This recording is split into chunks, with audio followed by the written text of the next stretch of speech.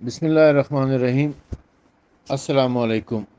یہ ہمارے ایک بھائی نے گروپ کے اندر یہ سوال کیا ہے کہ رسول اکرم صلی اللہ علیہ وآلہ وسلم نور ہیں یا بشر، اس بارے میں ہمیں بتایا جائے۔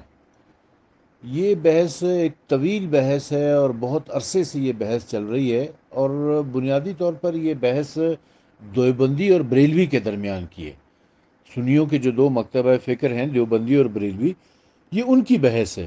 ایز سچ یہ شیعوں کی بحث نہیں ہے، لیکن چونکہ شیعہ ایک مخصوص عقیدہ رکھتے ہیں رسول اکرم صلی اللہ علیہ وآلہ وسلم کے حوالے سے، تو شیعوں کو بھی اس لپیٹ میں لے لیا جاتا ہے، اور بعض اوقات شیعہ خود بخود اس بحث میں الجھ بھی پڑتے ہیں۔ ہمارا عقیدہ اس حوالے سے، یعنی شیعوں کا عقیدہ اس حوالے سے بہت کلیئر ہے، بلکہ سنیوں کا عقیدہ بھی واضح ہے۔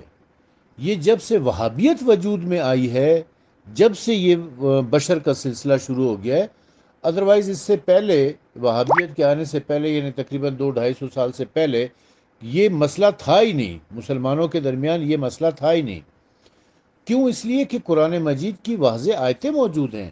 3 آیات ایسی ہیں قرآن مجید کی کہ جس کے بارے میں جن میں رسول اکرم صلی اللہ علیہ وآلہ وسلم کو نور کہا گیا ہے۔ اب اگر میں تینوں آیات اور ان کی تفسیر بیان کروں گا تو شاید بات بہت لمبی ہو جائے گی۔ مختصراً میں ایک آیت آپ کی خدمت میں پیش کرتا ہوں، جو سورہ مائدہ کی آیت نمبر 15 ہے، جس میں اللہ تعالیٰ فرماتا ہے کہ قد جاءکم من اللہ نور و کتاب مبین، بے شک اللہ کی جانب سے تمہارے پاس آئے ہیں، انسانوں کو مخاطب کر کے کہہ رہا ہے، لوگوں کو مخاطب کر کے کہہ رہا ہے کہ اللہ کی جانب سے تمہارے پاس آئے ہیں نور، ایک نور، و اور کتاب مبین، واضح کتاب۔ دو چیزیں اللہ تعالیٰ کی طرف سے آئی ہیں تمہارے پاس، ایک نور ہے اور ایک کتاب مبین ہے۔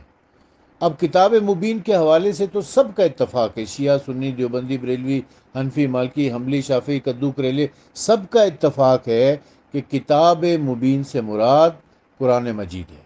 اس میں کوئی دوسری رائے ہے ہی نہیں بالکل۔ لیکن نور کے حوالے سے اب اختلاف کیا جانے لگا ہے، ماضی میں نہیں تھا۔ ماضی کی تفسیر اگر آپ اٹھا کے پڑھیں تو اس میں کوئی ایسا کوئی مسئلہ ہی نہیں تھا، یہ ایشو ہی نہیں تھا، تو لہٰذا اس کے اوپر اکثر مفسرین نے کوئی بات نہیں کی، سب جانتے تھے اور سب مانتے تھے کہ اس آیت میں نور سے مراد رسول اکرم صلی اللہ علیہ وآلہ وسلم کی ذات مبارک ہے، تو لہٰذا کوئی اختلاف نہیں ہوا کرتا تھا۔ میں اب اس وقت آپ کی خدمت میں تفسیر قرطبی، جو علامہ ابو بکر قرطبی کی لکھی ہوئی ہے اور اہل سنت کے بڑے مستند اور معروف عالم ہیں، ان کی تفسیر کی پکچر بنا کر آپ کو سینڈ کر رہا ہوں، جس میں آپ خود پڑھ سکتے ہیں اس جملے میں کہ انہوں نے کہا کہ رسول اکرم صلی اللہ علیہ وسلم کی تخلیق جو ہے ان کی نوری ہے، وہ نور سے خلق ہوئے ہوئے ہیں۔ اس کے علاوہ میں آپ کی خدمت میں تفسیر عثمانی پیش کر رہا ہوں، جو سعودی عرب سے چھپی ہوئی ہے، علامہ شبیر احمد عثمانی کی لکھی ہوئی تفسیر ہے۔ یہ وہی صاحب ہیں جنہوں نے قائد اعظم کا دوسرا جنازہ بھی پڑھایا تھا۔ پہلا جنازہ تو شیعوں کی طرف سے پڑھایا گیا تھا، دوسرا جنازہ انہوں نے پڑھایا تھا شبیر احمد عثمانی نے۔ یہ تفسیر عثمانی کے نام سے معروف ہے، اور اس میں بھی انہوں نے یہی لکھا ہے کہ رسول اکرم صلی اللہ علیہ وسلم کی خلقت جو ہے وہ نوری ہے۔ اور اس کے علاوہ بھی یہ احمد رضا خان بریلوی، خیر بریلویوں کا تو ویسے بھی عقیدہ ہے کہ یہ رسول اکرم صلی اللہ علیہ وسلم نور تھے، تو اس میں تو کسی شک کی گنجائش نہیں ہے۔ لہٰذا احمد رضا خان بریلوی نے بھی یہی لکھا ہے کہ یہاں پر نور سے مراد جناب محمد مصطفیٰ صلی اللہ علیہ وآلہ وسلم ہے۔ پھر 2 شیعہ تفاسیر بھی میں نے آپ کی خدمت میں پیش کر دی ہیں، ایک حافظ سید فرمان علی شاہ صاحب کی ہے اور دوسری علامہ سید امداد حسین کاظمی کی۔ ان دونوں کی بھی پکچر میں بنا کر آپ کو سینڈ کر رہا ہوں۔ ان دونوں نے بھی، شیعہ مفسرین نے بھی یہی لکھا ہے، تو ہمارے ہاں یہ مسئلہ نہیں ہے، یہ اختلافی مسئلہ ہی نہیں ہے ہمارے ہاں۔ پھر اس کے بعد رسول اکرم صلی اللہ علیہ وسلم کی خود احادیث موجود ہیں، اور میں سنی کتاب سے حدیث پر، انا و علی من نور واحد، میں اور علی ایک ہی نور سے ہیں، تو میں تو شامل ہے نا، بیچ میں رسول اکرم تو شامل ہے نا، کہ میں، یعنی میں محمد مصطفیٰ صلی اللہ علیہ وسلم نور سے ہوں، اور صرف میں ہی نہیں بلکہ علی بھی نور سے. ہمارے ہاں تو خیر 14 معصومین نور سے ہیں، بلکہ ایک روایت میں تو باقی جتنے، میں وہ روایت ابھی عرض کرتا ہوں آپ کی خدمت میں. اچھا، پھر اس کے بعد یہ حدیث بڑی مشہور ہے کہ اول ما خلق اللہ نوری. صحیح حدیث ہے، یہ مستند حدیث ہے. سب سے پہلے اللہ تعالیٰ نے جس چیز کو خلق کیا ہے وہ میرا نور ہے.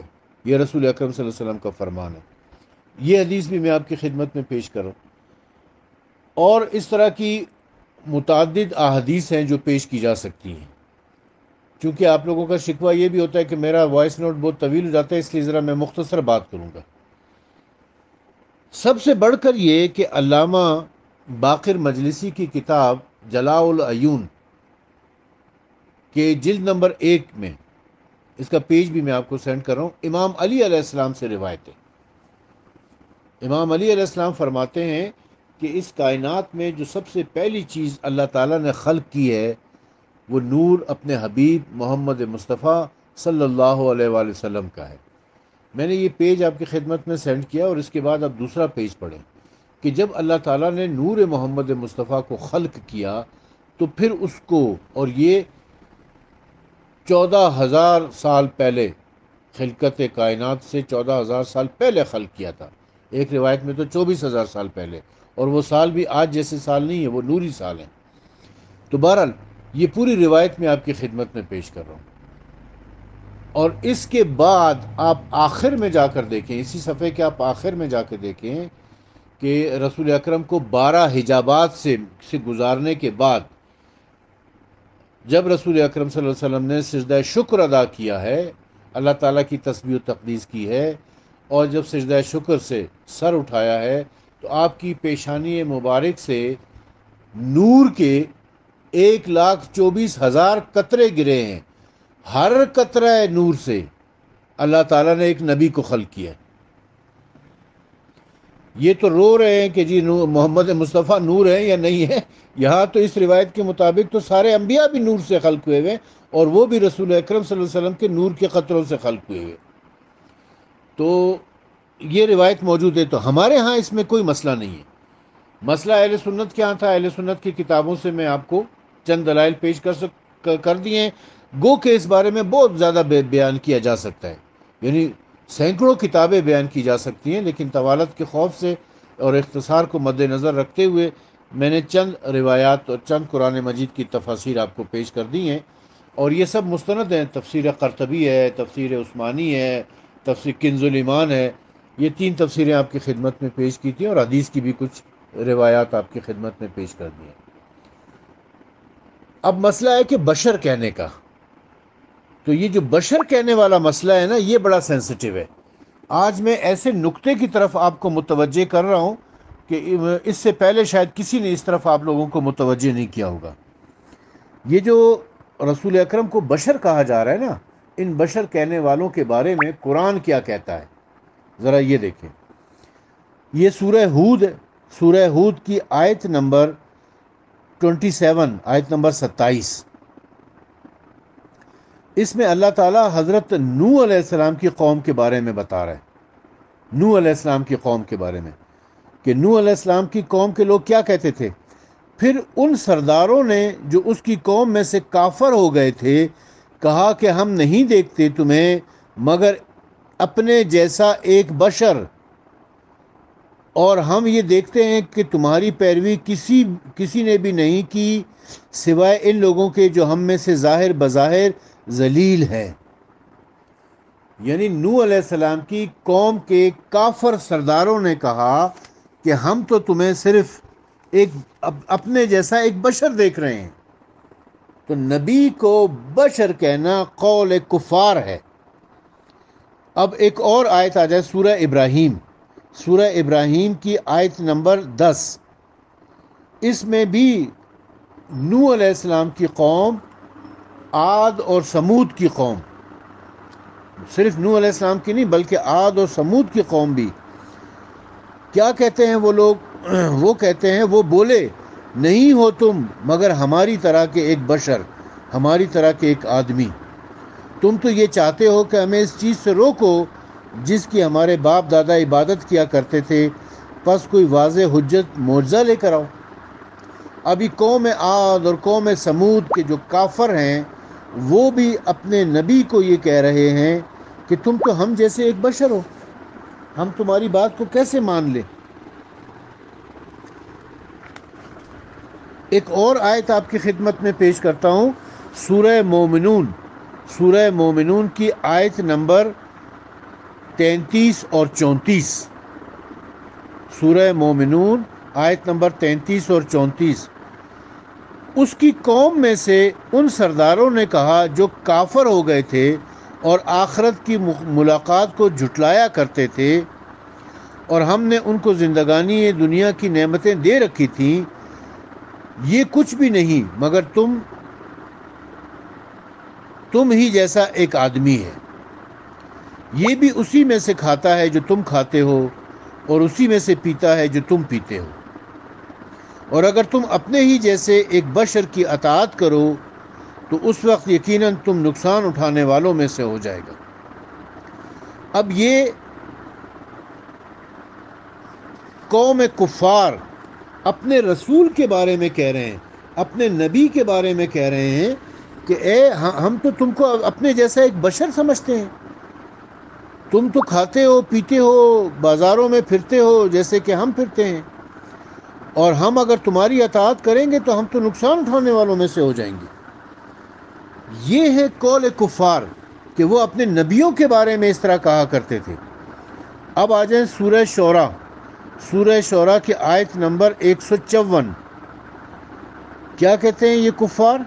کہتے ہیں کہ تم نہیں ہو مگر ہمارے مثل ایک بشر، بس اگر تم سچے ہو تو کوئی معجزہ لاؤ۔ یہ بھی وہ کافر لوگ اپنے زمانے کے نبی کے بارے میں کہہ رہے ہیں کہ اگر تم سچے ہو تو کوئی معجزہ لا کر دکھاؤ ہمیں۔ تو اب انبیاء علیہم السلام کو بشر کہنا قول کفار ہے۔ ایک اور آیت میں آپ کی خدمت میں پیش کر دیتا ہوں، سورہ قمر کی آیت نمبر 24، جس میں اللہ فرماتا ہے کہ پس کہنے لگے کہ کیا ہم اپنے ہی جیسے ایک بشر کی پیروی کریں، تب ہم یقیناً گمراہی اور جنون میں ہوں گے۔ یعنی یہ قول کفار ہے کہ ہم اپنے ہی جیسے ایک بشر کی پیروی کریں۔ نبی کو بشر کہنا قول کفار ہے۔ یہ میں نے متعدد آیت ابھی آپ کے سامنے پیش کی، یہ قرآن مجید کی آیات ہیں۔ اب جب ہم یہ آیات ان کی خدمت میں پیش کرتے ہیں تو وہ آگے سے ہمیں سورہ کہف کی ایک آیت دکھاتے ہیں اور کہتے ہیں کہ کیوں رسول اللہ کو قرآن مجید میں بشر نہیں کہا گیا؟ ہاں، وہ کیا آیت ہے وہ میں آپ کی خدمت میں پیش کرتا ہوں۔ سورہ کہف کی آیت نمبر 110، قل انما انا بشر مثلکم، کہہ دو، یہ رسول اکرم صلی اللہ علیہ وسلم کو مخاطب کر کے کہہ رہا ہے اللہ تعالیٰ کہ اے میرے حبیب اب آپ کہہ دو، ما سوا اس کے نہیں ہے کہ میں تمہاری مثل ایک بشر ہوں، مگر میری طرف وحی کی جاتی ہے، بجز اس کے نہیں ہے کہ تمہارا معبود یکتا ہے، پس جو شخص اپنے پروردگار کی ملاقات کی امید رکھے تو اسے چاہیے کہ نیک عمل کیے جائے اور اپنے پروردگار کی عبادت میں کسی کو شریک نہ کرے۔ یہ سورہ کہف کی آیت نمبر 110 ہے اور یہ آخری آیت ہے سورہ کہف کی۔ اس میں اللہ تبارک و تعالیٰ نے فرمایا کہ اے میرے حبیب آپ ان سے کہہ دو کہ انما انا بشر مثلکم، کہ میں بھی تمہاری جیسا ایک بشر ہوں، بشر کی مثل ہوں، مگر فرق یہ ہے کہ مجھ پر وحی آتی ہے، تم پر وحی نہیں آتی۔ خیر یہ وحی کا آنا بھی اتنا بڑا فرق ہے کہ زمین اور آسمان جیسا فرق ہے، مگر اس کے حوالے سے تفسیر صافی میں اور احتجاج طبرسی میں امام حسن عسکری علیہ السلام سے اس سورہ کی تفسیر میں منقول ہے کہ حضرت صلی اللہ علیہ وسلم نے اس آیت کی تفسیر میں یوں فرمایا ہے کہ آپ کو یہ حکم پہنچا کہ ان میں سے یہ کہہ دو کہ میں صورت بشری میں تو تم ہی جیسا ہوں، لیکن جیسا پروردگار عالم عام آدمیوں میں سے کسی کو حسن و جمال کے ساتھ، کسی کو مال و دولت کے ساتھ، کسی کو صحت اور عافیت کے ساتھ مخصوص فرما دیتا ہے، اسی طرح مجھ کو خاص آدمیوں میں سے نبوت و رسالت کے ساتھ مخصوص فرمایا ہے۔ پس تم میری اس خصوصیت کو کیوں انکار کرتے ہو؟ اچھا، اسی آیت کی تفسیر میں پھر علامہ سید امداد حسین کاظمی لکھتے ہیں تفسیر المتقین میں کہ اس آیت میں مثلکم ہے، نہ کہ منکم ہے۔ قرآن کے جو الفاظ ہیں وہ مثلکم ہیں، منکم نہیں ہیں۔ مثل کسی چیز کا عین نہیں ہوا کرتا۔ قرآن میں لفظ مثل اکثر مقامات پر استعمال ہوا ہے، جیسے کہ سورہ مائدہ میں حضرت قابیل اور حابیل کے قصے میں ہے کہ اس آیت میں کوے کی مثل کہا گیا ہے، قابیل کو کوے کی مثل کہا گیا ہے۔ تو کیا قابیل بالکل کوا تھا؟ اسی کی طرح چونچ، کالے پر وغیرہ تھے؟ یقیناً ایسا نہیں تھا۔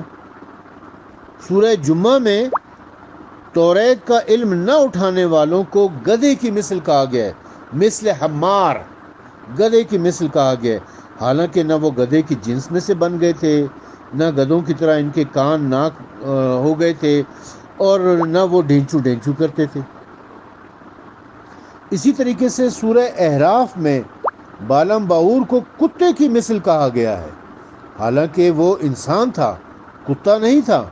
پس جب انسان کو کوے، گدھے، کتے وغیرہ کی مثل کہنے سے وہ کوا، گدھا اور کتا نہیں بن جاتا، تو حضرت صلی اللہ علیہ وآلہ وسلم اگر یہ فرمائیں کہ میں انسانوں کی مثل ہوں تو انہیں عام انسان کیوں سمجھ لیا جاتا ہے؟ اگر وہ یہ کہیں کہ میں بشر کی مثل ہوں تو انہیں بشر کیوں سمجھ لیا جاتا ہے؟ وہاں بھی وہی قانون لاگو کیوں نہیں ہوتا کہ آپ تھے تو نور لیکن مثل بشر تھے؟ حیرت ہے کہ حضرت مریم کے پاس جب جبرائیل مثل بشر بن کر آئے، جیسا کہ سورہ مریم میں ہے، تو لوگ کہتے ہیں کہ فرشتہ تھا، بشر نہ تھا، صرف شکل بشری کی۔ حضرت ابراہیم، حضرت لوط کے پاس فرشتے آئے جو مثل بشر تھے، تو قبول کر لیتے ہیں کہ ہاں واقعی وہ تو فرشتے تھے لیکن شکل و صورت میں بشر تھے۔ لیکن جب ہم کہتے ہیں کہ حضرت صلی اللہ علیہ وسلم مجسم نور تھے اور اس پر آیت قرآنی بھی پڑھتے ہیں کہ قد جاءکم من اللہ نور و کتاب مبین، تو کہتے ہیں کہ ہم نہیں مانتے۔ جس طرح فرشتے اگر اپنی شکل میں آئیں تو یہ مادی لوگ انہیں دیکھ نہیں سکتے، اسی طرح حضرت صلی اللہ علیہ وسلم مجسم نور تھے، اور نور غیر مرئی ہوتا ہے، یعنی دکھلائی نہیں دیتا، اس لیے اللہ تعالیٰ نے انہیں مثل بشر بنا کر بھیجا تاکہ مرئی ہوں لوگ انہیں دیکھ سکیں، تاکہ غیر مرئی ہوں لوگ انہیں دیکھ سکیں۔ یہی وجہ ہے کہ آپ کے بدن مبارک کا سایہ نہ تھا، کیونکہ نور کا سایہ نہیں ہوتا۔ یاد رکھیں کہ نبی کو عام بشر کہنا کفار کا قول ہے، جیسا کہ میں مثال میں پہلے بھی بیان کر چکا ہوں کہ کفار وہ ہوتے ہیں کہ جو اپنے زمانے کے نبی کو، اپنے وقت کے نبی کو بشر کہتے ہیں، اپنے جیسا بشر کہتے ہیں۔ یہ قول کفار ہے۔ یاد رکھیں کہ اگر کوئی ہم میں سے آج رسول اکرم صلی اللہ علیہ وآلہ وسلم کو اپنے جیسا بشر کہہ رہا ہے تو وہ کفار کے قول پر عمل کر رہا ہے، جو اللہ تعالیٰ کے لیے انتہائی ناپسندیدہ ہے اور باعث اذیت ہوگا۔